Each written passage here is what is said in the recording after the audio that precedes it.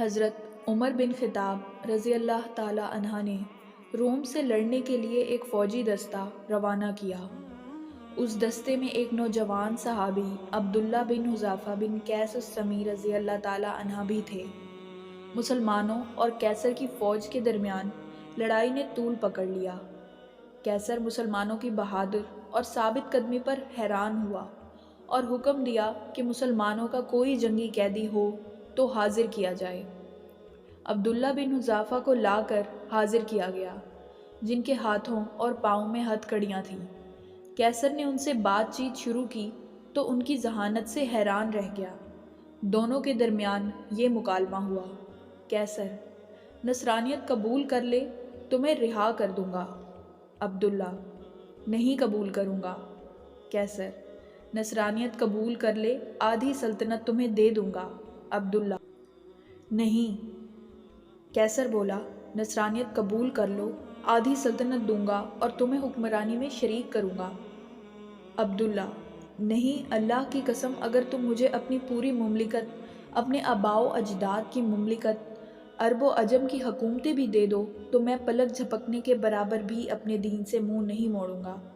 کیسر غضبناک ہوا اور کہا: تجھے قتل کر دوں گا۔ عبداللہ بولے: مجھے قتل کر دے۔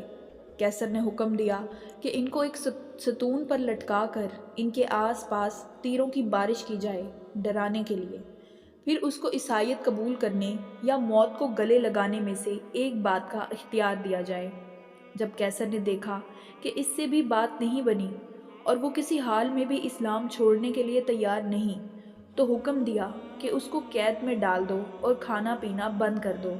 عبداللہ کو کھانا پینا نہیں دیا گیا، یہاں تک کہ پیاس اور بھوک سے موت کے قریب ہو گئے تو کیسر کے حکم سے شراب اور خنزیر کا گوشت ان کے سامنے پیش کیا گیا۔ جب عبداللہ نے یہ دیکھا تو کہا: اللہ کی قسم، مجھے معلوم ہے کہ میں وہ مضطر یعنی پریشان حال ہوں جس کے لیے یہ حلال ہے، مگر میں کفار کو خوش کرنا نہیں چاہتا۔ یہ کہہ کر کھانے کو ہاتھ بھی نہ لگایا۔ یہ بات کیسر کو بتائی گئی تو اس نے عبداللہ کے لیے بہترین کھانا لانے کا حکم دیا۔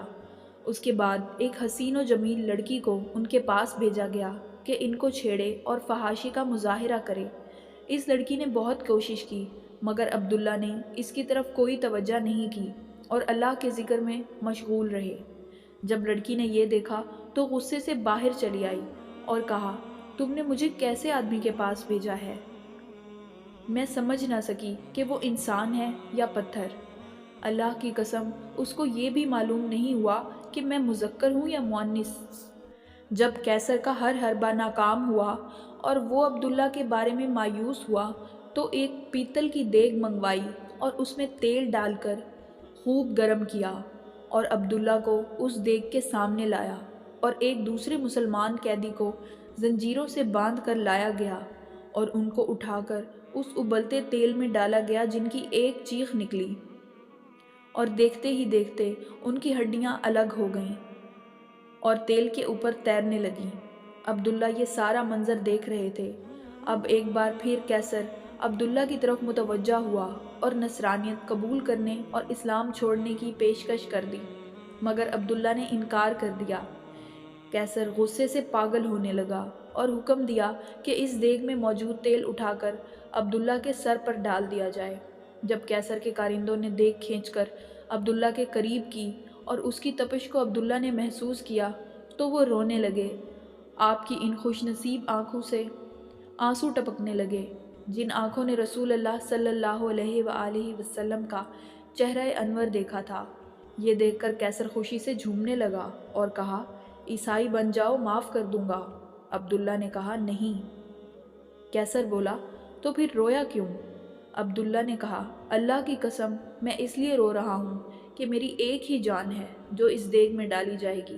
میری یہ تمنا ہے کہ میرے سر کے بالوں کے برابر جانیں ہوں اور وہ ایک ایک کر کے اللہ کی راہ میں نکلے۔ یہ سن کر کیسر نے مایوسی کے عالم میں عبداللہ سے کہا: کیا یہ ممکن ہے کہ تم میرے سر کو بوسہ دو اور میں تمہیں رہا کروں؟ عبداللہ بولے: اگر میرے ساتھ تمام مسلمان قیدیوں کو رہا کرتے ہو تو میں تیرے سر کو بوسہ دینے کے لیے تیار ہوں۔ کیسر نے کہا: ٹھیک ہے۔